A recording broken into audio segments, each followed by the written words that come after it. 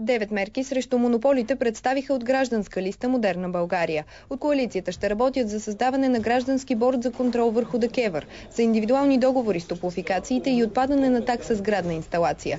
ДКЕВР да се избира от Народното събрание и членовете му да бъдат отзовавани предсрочно с подписка от 50 000 души, предлагат още от коалицията. Ние няма да спрем, ние няма да се откажем, ние няма да отстъпим.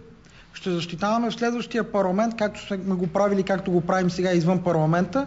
Ще защитаваме гражданите от олигархичната власт и тоталната хегемония на монополите.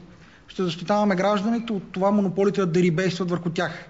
Защото изборите идват и си отиват, партиите идват и си отиват. Политиците менят своят цвят и принципи, но и те идват и си отиват.